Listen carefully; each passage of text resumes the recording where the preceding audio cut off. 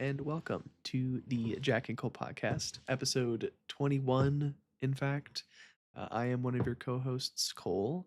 Joined with me, as always, is my marvelous co host, Jack, aka Goblin Ringleader. How we doing today, Jack? Oh, we're fantastic. We just came back from the 10K. My brain's blown, but we're going to talk magic. Yeah, I was actually watching the NRG Chicago 10K today while I was working, so it was fun to live vicariously through you all the way from Denver.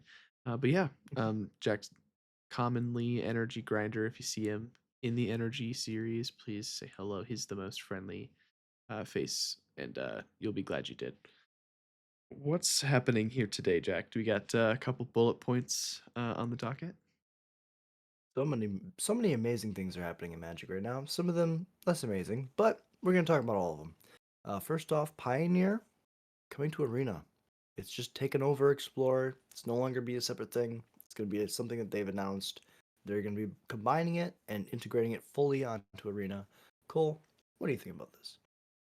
Yeah. So first thing on our docket here, I think that this is a long time coming. I think that um, when they initially announced Explorer, they did want to, yeah, see, once they kind of go through it during the first paragraph, but their goal the whole time was to have Pioneer on Arena. And so it makes sense that now they're like, hey, we know that we can't put literally physically all the cards from Pioneer on Arena, but now that we are super confident that we're so close, that we're just going to flip the name and make it be completely the same. Honestly, I don't think it changes all that much. It being the same name makes a lot of sense. Like if you're a newer player, you're like, what the heck is Explorer? Or like if you're mostly a digital player, you're like, what the heck is Pioneer? Oh, you mean Yeah. Explorer? Oh, but Tybalt's Trickery is unbanned. Like it's just so weird that it's the same but different. And so it being the same now makes a lot more sense. And yeah, I think it's a good change. Having Tybalt's Trickery be unbanned is Concerning. do you know if it's still banned in best of one though? Oh, that's a good question. It probably is. If it's That's like one of the most. yeah, if it's banned in best of one, that's fine. But like if it's straight up unbanned, I think that that's gonna be we're gonna have to address that. Problem. Or like maybe it's because Valky. I don't know. I don't think Yeah. people were Tybalt's triggering in Valky. I think they were Thassa's oracling people. Yeah. Um so yeah, not not a whole lot going on with this announcement, but there is a new card list. Um So it looks like these new cards down here are what's coming to Arena. Most notably for me, I mean, I love a good roast. Yeah. And I've been missing roast a little bit. So happy to see that card come to Arena. And Barbarigmos Enraged as well. Shout out to the reanimator players. I believe, do we have Yes. Grizzlebrand on Arena? Mm, Can we live the dream probably. and pitch lands? I know we don't have Nourishing Shoal, but stay with me now. Like Shieldred, Grizzlebrand, and then Borborygmus Enraged. Like, let me live the dream. Cole, play, Cole played so many games against my deck where I would just try to get a Grizzlebrand in to play with Goryo's Vengeance, and then just like draw my entire deck with the Nourishing Shoal, Nourishing and then Shoal, the just pitch worm. it up. Was it the worm that you would pitch? Autochon worm or whatever. Yeah. Cole remembers. The Cole remembers. He's like, Celestia fucking original Ravnica rare. That's like, what? Why is this card? It had Convoke, I it's a, think. it's a 9/14, but it's like a 14 mana card. Yeah. Like, and then the other thing is that deck also played. Yeah, Battle of the Bridge is amazing. That card's super sick. But that deck specifically was such a house because you could play Lightning Storm, Bobori Most Enraged, or you could play Fury of the Horde. I don't know if you remember that, Cole. Fury of the Horde. Pitch Fury of the two. Horde. Is it pitch two red cards? It's the Two Commandeer, caster for the free. red Commandeer. Yep. Yeah, it gives you extra combat steps, right? And so all Now, those cards aren't. None of those cards are legal in no, but Pioneer. it makes me think of it, and it's you can kind of emulate a similar playstyle by just having Shieldred in play. And then if you have a Grizzlebrand, you can draw a million cards. So we're Rigmus Enraged. We like this card. What else is here? Encroaching Wastes, Attach There's some Equipment, Magnetic there's some Insight. interest there's some interesting stuff here. I think that they're trying to give certain decks pieces so that they can like become decks on Arena. Yeah, Maybe that they want to see that don't exist in actual Pioneer. right. Yeah. Oh, Sanctum of Ugin. So Sanctum of Ugin and Warping Whale and Encroaching Wastes. Seems like it's good. But yeah, these are specifically cards from, Magic Online Regional Championship. They were like, we have these on Arena. We can confidently say that basically all of the competitive playable cards that currently see play in Pioneer are on Arena, so we'll change the name. So okay, I think that is good for that topic. Do you have any Are you closing gonna miss thoughts? are you gonna miss Exploracle? No, I'm good with the digital and paper formats being exactly the same. Do like the thought experiment of alchemy and exploring the digital space, but it always confused me that Explorer was still somehow tied to Pioneer, but different. So 2 thumbs I up. feel that I feel the same way about Historic, honestly. When I play Historic, Historic, I'm yeah. like, okay, This is what am I modern playing? Yeah, what am I playing? ish. Yeah, that's like it's modern-ish, but like a lot of cards in historic are that are legal or not legal in modern, and also alchemy cards. Yeah, it's that format's also a mess. Timeless too. It's like I just wish we would be like this is modern-ish. Like we could just put like it could be modern, but like in quotations, and they'd be like, "This is modern, but just all the cards that we have for it so far." And I think a lot of players would be like, "This makes way more sense. Thank you." Or like this, we're aligning this with legacy roughly, and this is just the cards we have. Versus being like, timeless is a format that has vintage cards, but also like I don't know. They're just trying to be like, it's a catchphrase. It's timeless. Yeah, It's like, why? yeah. Um. So Jack, you didn't play in the RC, but you did go to Minneapolis. You tried to LCQ your way in on Friday. Four Tell times. tell me how your weekend went. I'm curious. So it was an amazing time. Oh my God. I should tell this story so it's immortalized. Yeah. Um, we actually got pulled over on the way up, going through Wisconsin. And I won't give the whole story, but long story short, um, it was an interesting way to start the night. Um, we leave at 10 o'clock because my buddy Frank is a theater director and he teaches a class on Friday nights, Thursday nights. So Thursday night we're driving up, we get pulled over by the Wisconsin State Police, and then they let us go like maybe 30 minutes later. It wasn't a very long stop. They were very efficient. And then our adrenaline's just shot. We're just like, oh. And then we get to Minneapolis. So like the idea was two of us were gonna sleep in the car, and Julian was gonna drive, and we're gonna take shifts. None of us got to sleep. All of us were just like Yeah. wired for being pulled over. And then we got to Minneapolis and we couldn't find the place to park for our hotel because it's all super downtown. It's like parking garages and we didn't know which one was ours. So we like were circling the block of our hotel looking for a place to park, like just dying inside. We Yeah. have to wake up like at 8 and it's 4:30 in the morning. Yeah.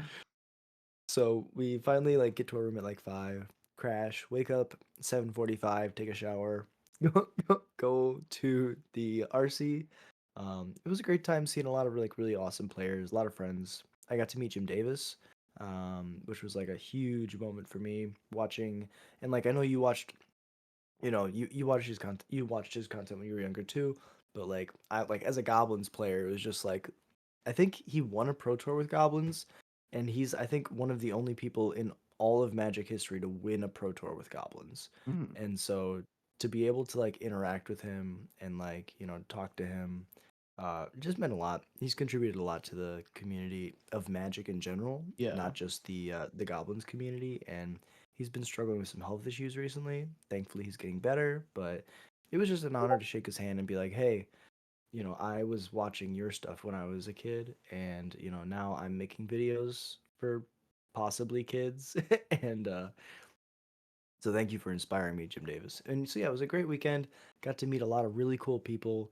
I met Landon, which was somebody who I had known exclusively from Discord. The Mm. only person there playing goblins. The entire RC, one guy who qualified with goblins. I tried to be it.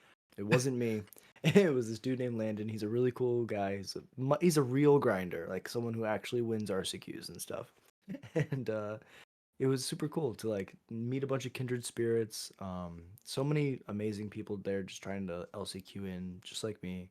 And yeah, we went 4-4 on the day over four different RCQs. So that's a pretty decent record, not horrible, but Yeah. we're playing goblins, so we can't ask to go undefeated all the time. And then Right. yeah, we played the whole weekend. It was a great time. My buddy Julian was qualified for the RC, but he unfortunately caught some bad variants and wasn't able to make day two, but it was just a great time overall.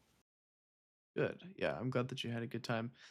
Yeah, always running into the coppers. It's never what you want to see, but I'm glad that you're able to make a good weekend out of it. And how do you? Was this your first time doing LCQs? First time doing LCQs, first time at an RC. How did it It feel? felt Did a it lot. feel a lot like an RCQ? It felt more like an energy. Hmm. Every LCQ felt like an energy, if that makes any sense. Like Like there were more like competitive. more competitive, a lot more people. Yeah. Like the LCQs had like maybe almost 50, 60 people in each one. Okay. Like there was like rows of people trying to LCQ in. Interesting. Um I guess that makes sense. and so yeah, and a single elim too. So you're playing against like some of the best players who just, caught bad variants on their local RCQs, and they're just there to like stomp like the noobs. And I was stomped. Yeah, that's tough. But It's as always, you are hindered more or less by your the fact that you've locked in a deck before like anything it's else. true. Um, It's true. but hey, you make the most out of it, and I love to see you doing your thing every time. So yeah, check out Goblins have Jack's. more fun. It's true. Check out Jack's shorts. He does round by round breakdowns. So if you wanted to live vicariously through him, he does that. And I also saw him do a um, convention walk around as well. So if you're interested in seeing what the convention looked like, living it through him a little bit there, go ahead and view his YouTube channel. So let's talk about the top eight. Um, got some things going on here. Casey Miller, congratulations, was able to take down the tournament with Jeskai Control, which is a fairly new breakout strategy. I wouldn't say from this RC specifically, but this is definitely one of the first RCs where Jeskai Control did as well as it did, I believe. Yep. Featuring 4 copies of Shiko, so just kind of like a 4 Lightning Helix Shiko kind of strategy. Um, 1 Day of Judgment, 1 Split Up. Aside from that, looks like we're just kind of and 4 Temporary Lockdown as well. So, Jack, what do you think about the like Roiling Dragon Storm, Rang River Regent, Shiko package in this control variant? And so I actually played against Just Guy Control round one.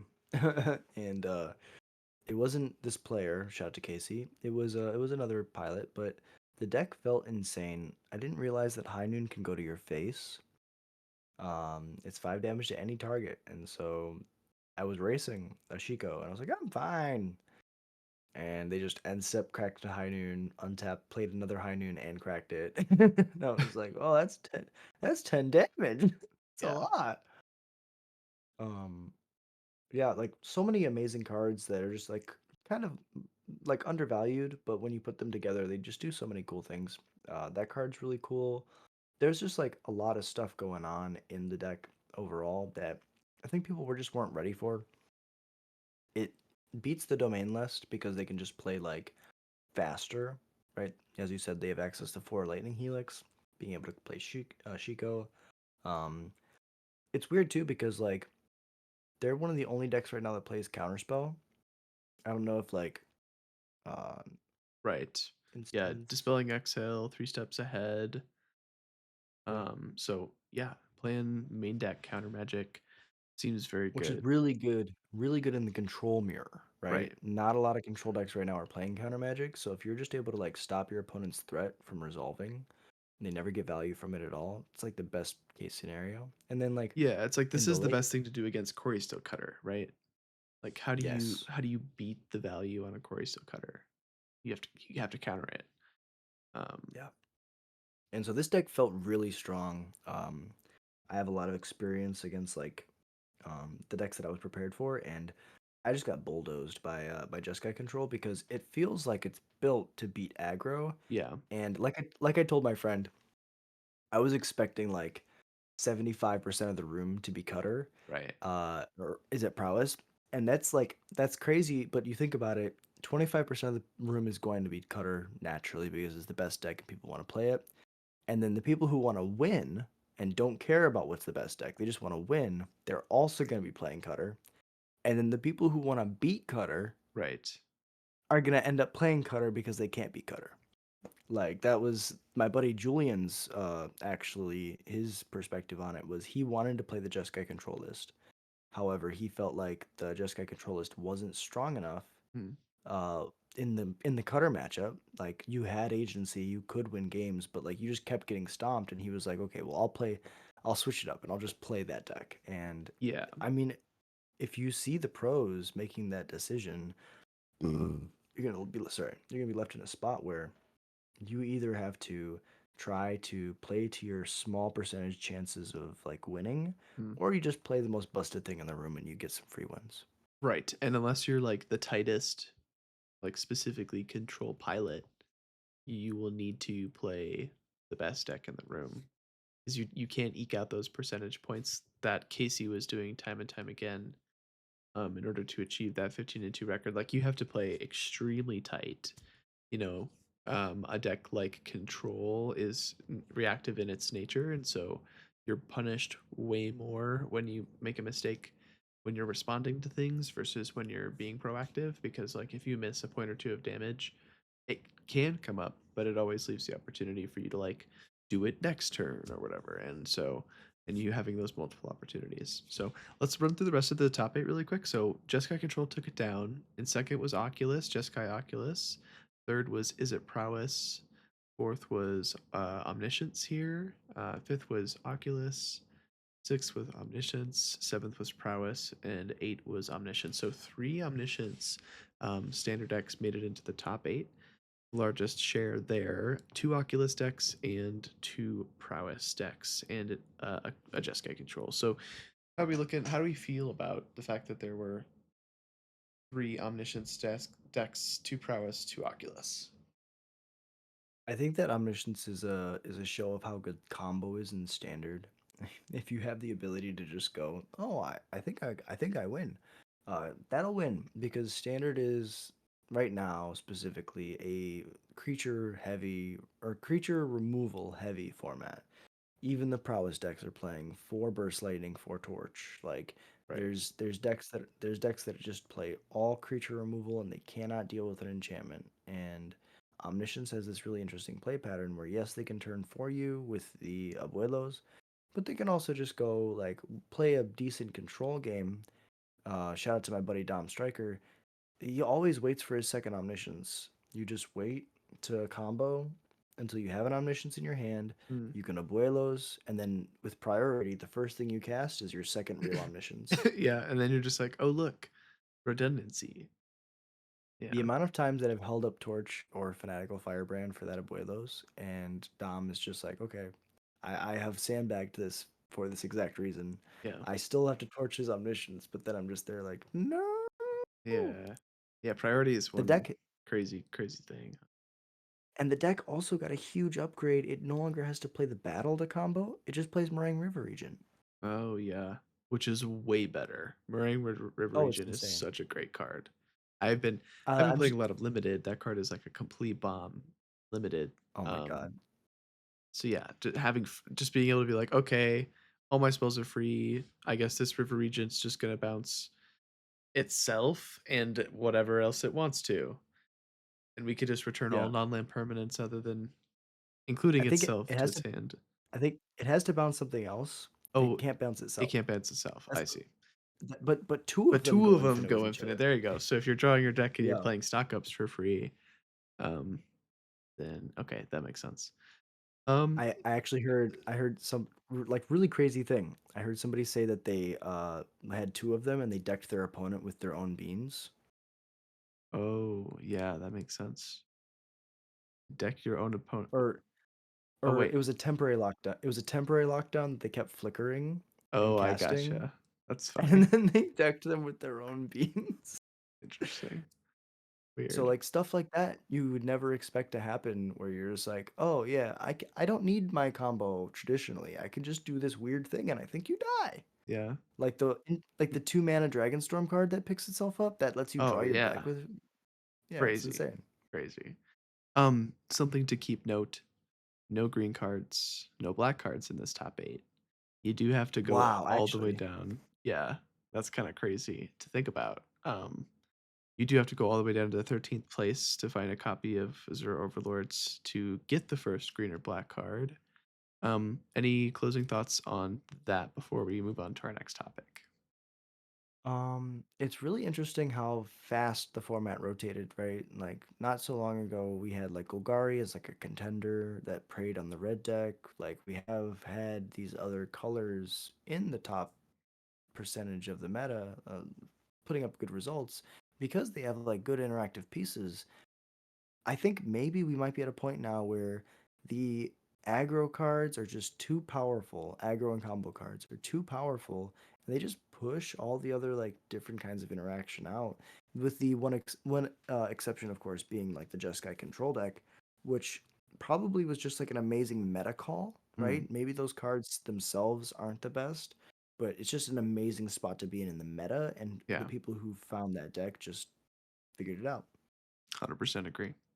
Yeah, so yeah, I love Golgari. I think that standard deck is really fun, but I think right now you'd be a kind of a fool to register anything that doesn't have honestly 4 copies of stock up. I think that like if you look, the entire top 8 um, had copies of stock up in it, and I think that that's the Wow. reoccurring theme from this tournament is like having stock up in your deck kind of equates to your ability to win games just because it's such a powerful card advantage card. So keep an eye out. I do anticipate um, the meta to shift a little bit with this change. You know, once you see a lot of control, um, Demir starts to come back, or like Demir can be in a deck that kind of preys on the cutter decks as well. It's possible. So just keep it could definitely shift, but it's telling that standard is in the place that it's in. And I love stock up. I personally have not had the chance to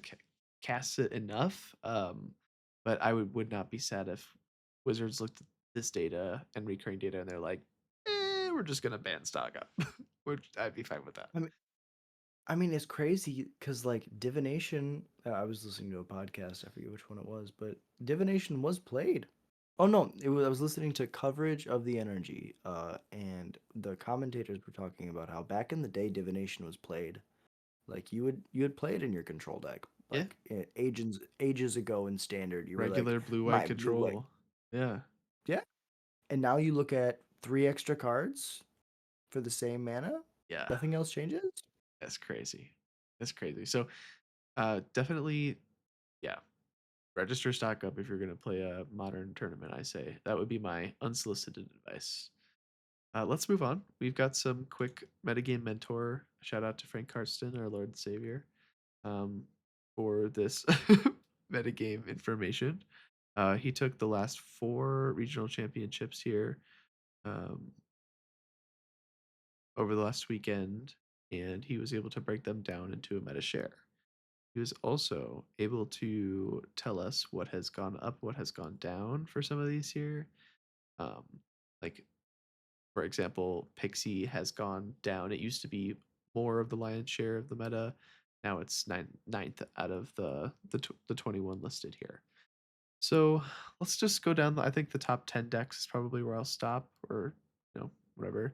Is at Prowess is currently listed at 30.7% up now at the top of the meta. Jeskai Oculus, 12.2%, also up uh, since this data was compiled. Monoretta Aggro down to 7.4%. Domain Overlord sitting in fourth at 6.7. Zorius Omniscience sitting at 5.9. Jeskai Control sitting at 5.4. Demir Midrange in seventh place, sitting at 3.9%. Pixie at 3.2. Orzhov Pixie at 3.2. Esper Pixie also at 3.2. Finally, Mono Black Demon sitting at 2.6. Also important to keep note that the other category, sometimes it's like, oh, this is a good portion of the meta. 9.4% of decks are listed under other, so fairly healthy number there. Anything stand out I to mean, you here? I like the chunk of the other because that shows that people are brewing, right? If people were not showing up with anything, that number would probably be half of what it is. But and it looks like people are winning with their fun decks, a Yeah, thousand percent. not a ton, I but a do, decent portion. I want to point out 52% for a win rate. For a The deck only that's deck that comes 30%. Yeah, like you can look at Mono Black Demons, right? And that's like I was gonna say Endemir mid range. They both have decent percentages of win rates, but they're nothing of the meta. They're like not even there. Yeah, 3.9% is a healthy share. 2.6% on Mono Black Demons, healthy share. yeah. Oh, or even Omniscience, 12% for Jeskai Oculus. Boros Energy was recently um, 17%, listed as 17% of the meta, which is like creeping up there, but it's not yeah. like totally egregious. I mean, having it be literally one third of decks registered, um, that's a problem. And having it win 52% of the time, that's a huge problem because not only does that mean that the good players are winning with the deck, that means that the bad players are winning with the deck too.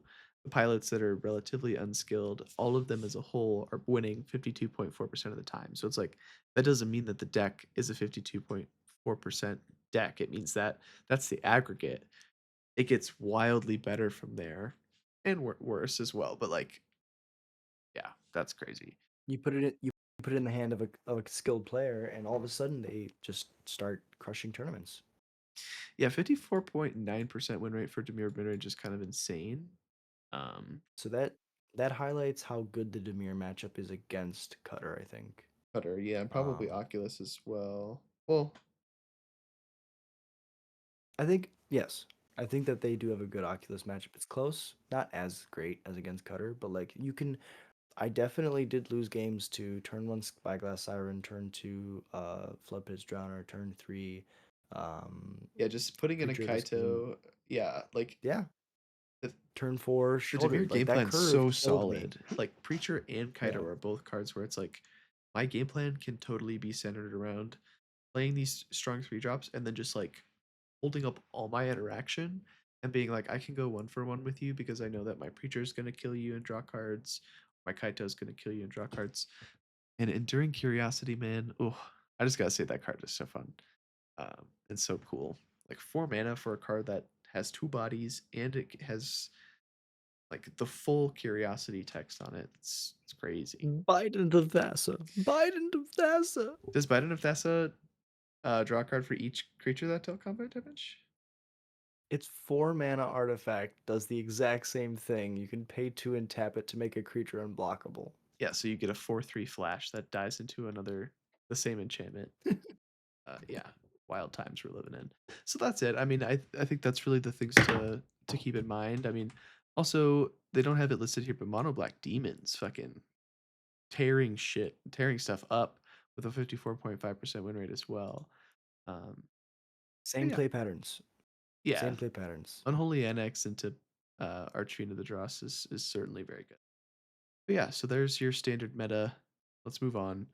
Our next topic, Jack. What are we talking about for our next topic? Okay, so here's the pitch. Crazy goblin idea. Me and Cole came up with this while we were talking. How often do you lose to an uncommon nowadays? Like you're playing a game of Magic. Like you've tapped out to play your Shieldred. Your opponent goes, "This town ain't big enough. I'm gonna pick up your Shieldred and my Storm Chaser's talent. Then go to my turn, play their turn." Like it's kind of insane how like Storm Chasers like this town ain't big enough was one of those cards 3 months ago where people were like, wow, that uncommon's strong. Yeah, talking about banning Beans, this town ain't big yeah, enough. talk about Yeah. banning it. Yeah. And then before that, Beans and Monstrous Rage, I believe are both uncommons. Yep. Now we have Stock Up. Stock up. Yeah. Like it just keeps going. If you think about like how many busted uncommons are being printed nowadays, Right. like the list just goes on and on and on, especially if you're willing to look outside of the top decks. But you look at a deck like we were talking about this called Esper Self Bounce, right? Yeah. How many of those cards are not even rares? It's mostly uncommons. Yeah, it's mostly uncommons. Like Pixie, Storm Chaser's Talent, Nowhere to Run, This Town Ain't Big Enough, Fear of Isolation. Those are all uncommons. Those are all specifically uncommons. And so we wanted to bring to kind of the discussion, the table of discussion, and open it up to the viewers as well for their take on whether or not this is good. Like, is it a good thing that decks are comprised of many, many strong uncommons? And I think my take is price wise, 100%. I am super happy. I'd rather it be a bunch of uncommons ruling the format than a bunch of rares and mythics, because that means that when that uncommon is busted, like stock up is, it goes in every single deck. It's $13, and people are like, "Holy moly, stock up is $13." But I'll tell you, I'm way more happy with stock up being $13 than I am with Shieldred being $90. And because it's seeing play in every format. So like that's the result that you get from having uncommons be more in demand. Gameplay Yeah. wise I think though, yeah.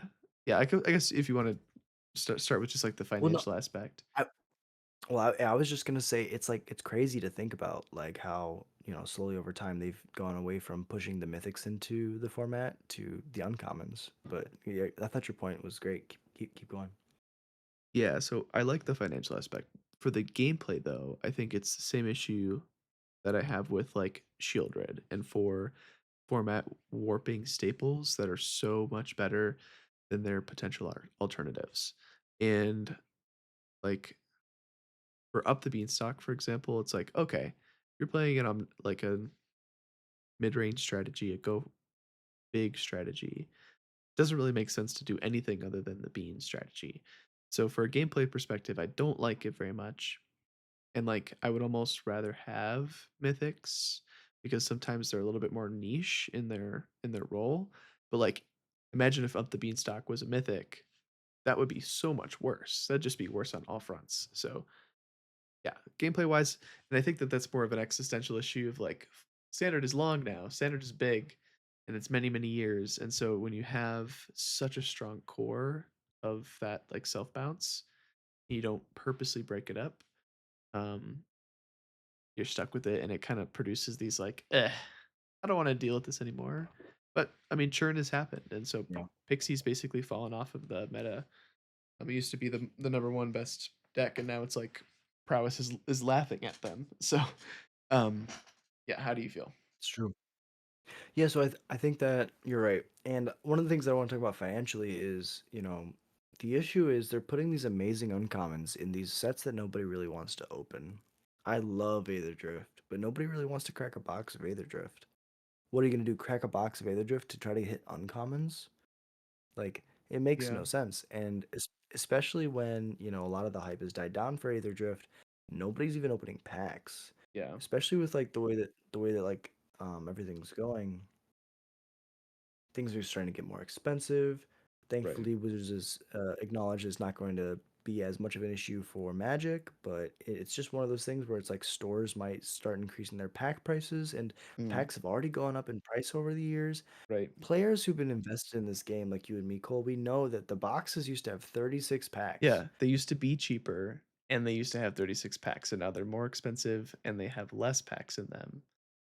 Uh, and we don't have any as many cards in the packs anymore. They took a yeah, card out of our packs too. and it there is something to be said about the fact that I lived my whole life, like back when booster boxes were $99 and had 36 packs of them. The mantra was always buy singles, don't buy sealed product. If you're a competitive grinder, if you're a spike, it makes more sense for you to just buy the cards that you need let the people who are, like, addicted to opening packs circulate the magic cards, like, and that's fine. People get their dopamine the way that they do it. It's not the way I get my dopamine, thank goodness. I don't need to to gamble my savings. I can watch Prof do it. But yeah, Aether Drift, completely agree. It was a blast to open. It was a blast to go to MagicCon Chicago and open those collector boosters.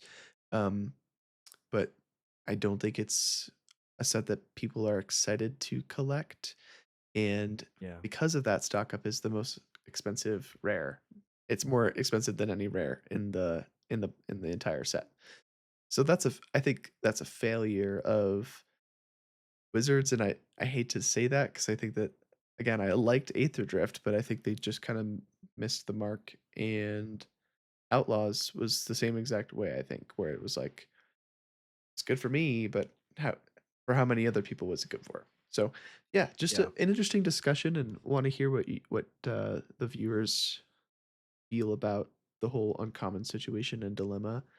I think that it's a net positive, for finance. I think that it has the same exact issues, um, gameplay and power level wise, though, and maybe even more of an impact because you're making more like it's a more ubiquitous type of card. It's a more homogenizing type of card when you print up the beanstalk versus having whatever mythic.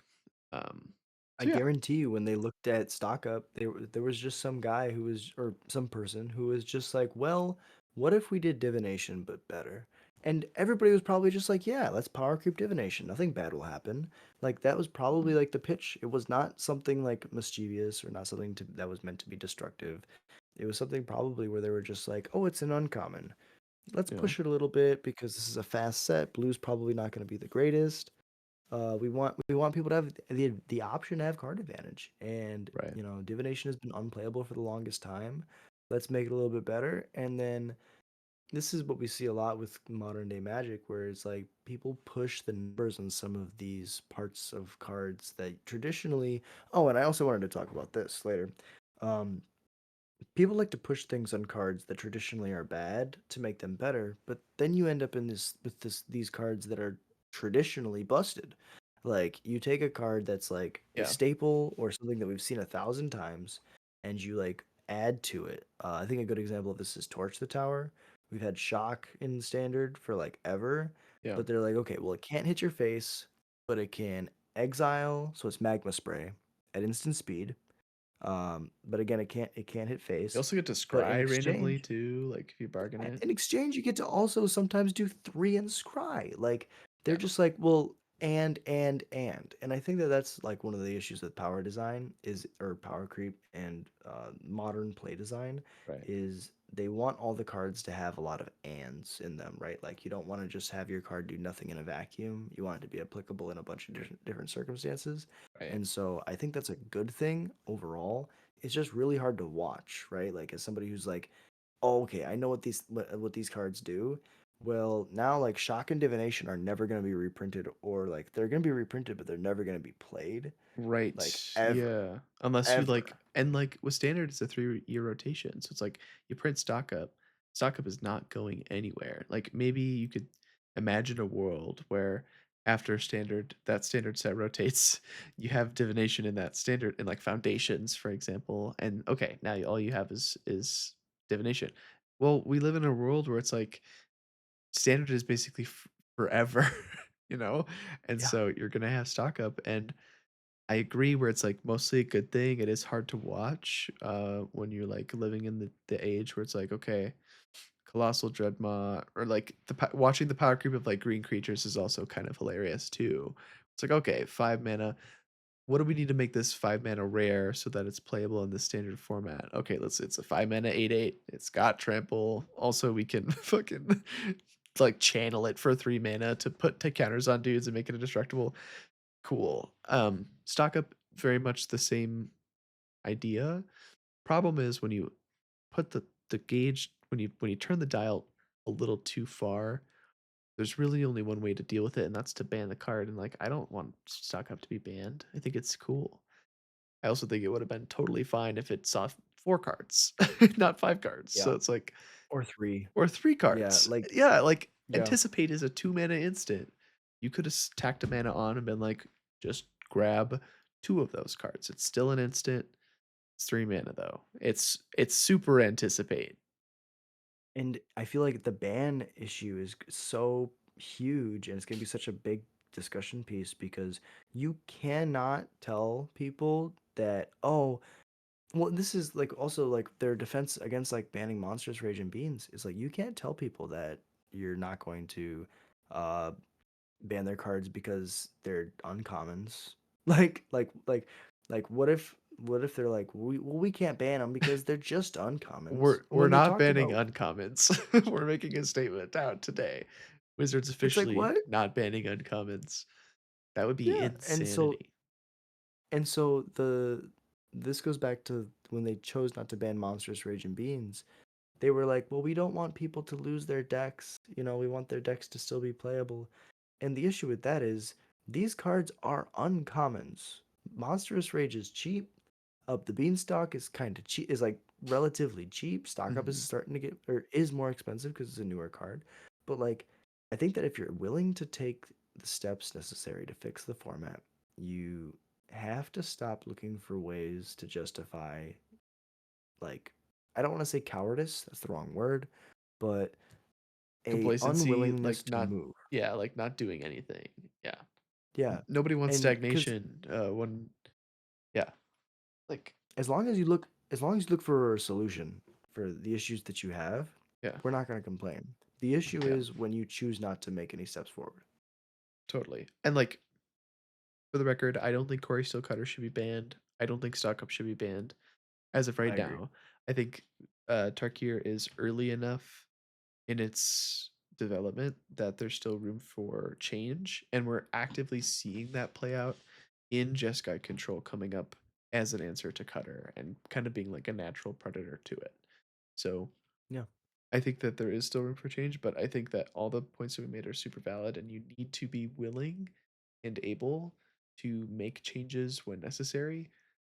If I don't like the schedule being ours, like, this meta is a living, breathing like it's a life force that people are putting a lot of time into.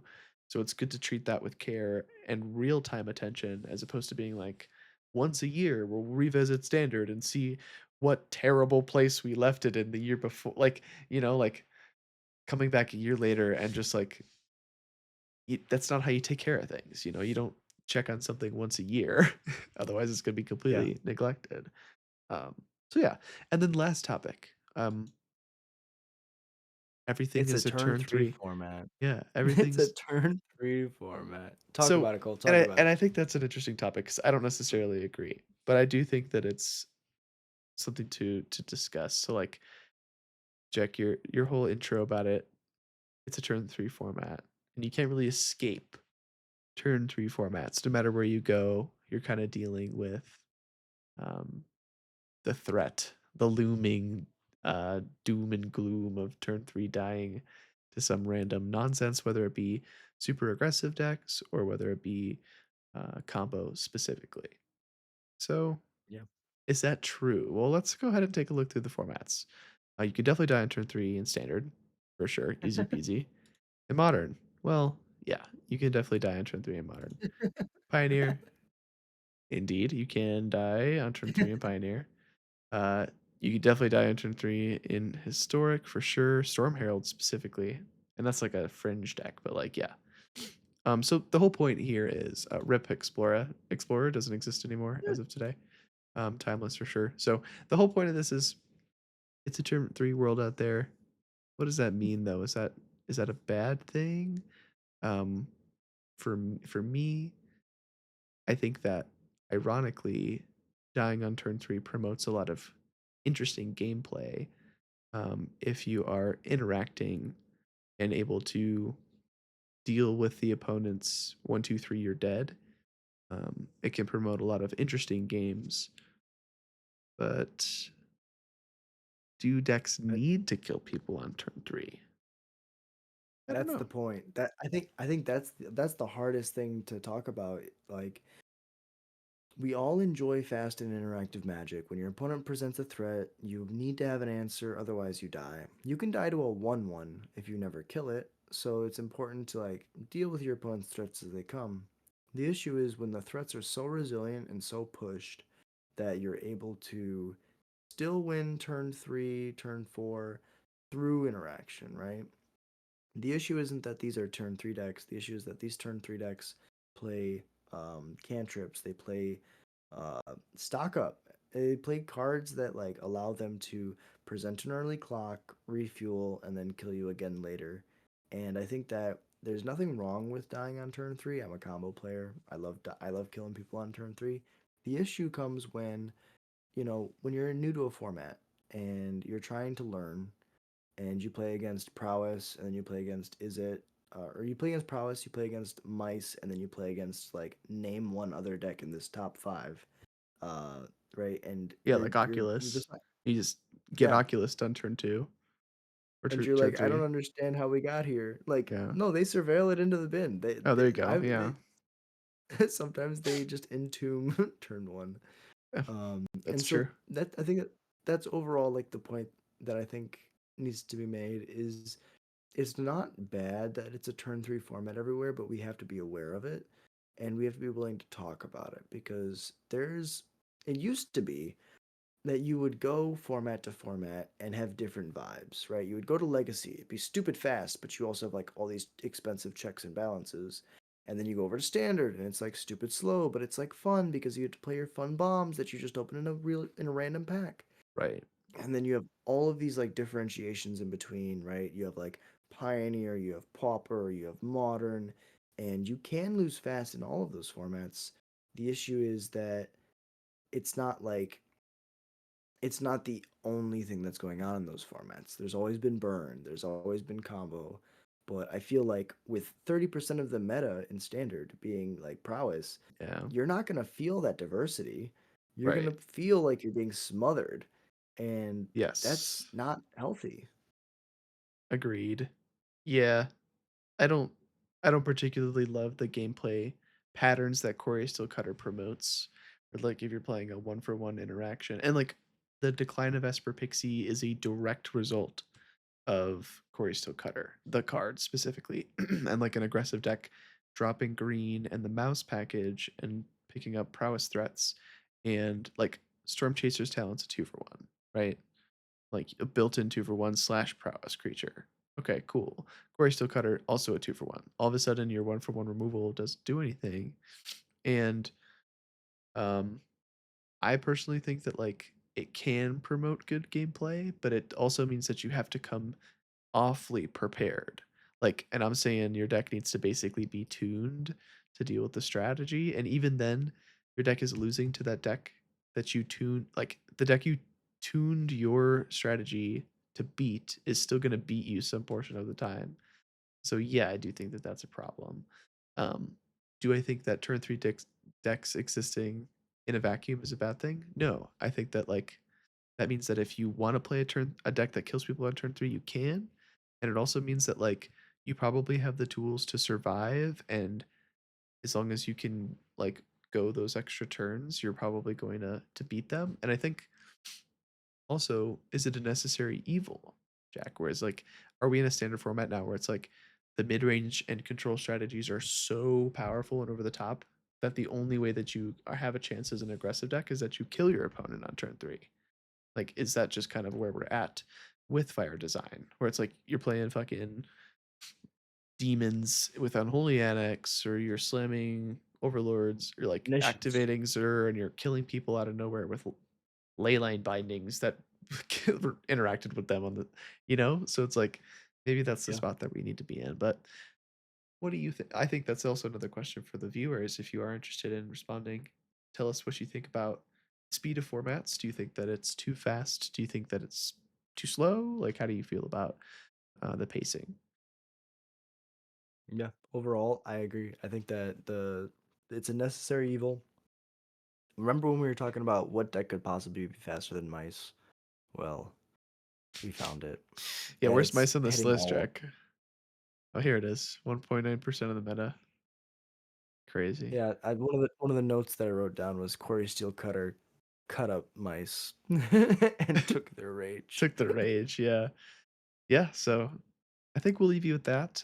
There has also been some Final Fantasy spoilers, so if you made it to this end of this video, hey, thank you for doing so. Also, you should expect more potting from us soon. Once we get our brains around some of those spoilers, we will make a top 10 list. Each of us will have 10 cards probably, and we'll be able to talk about that stuff. And I'm sure it'll take an hour and a half because we're chatty Cathy's, but that's okay. Um, but yeah, I think we are good from here. Just want to say thanks for watching. You know where to reach Jack. You're watching from his channel. And until next time, stay hydrated. Peace. Peace.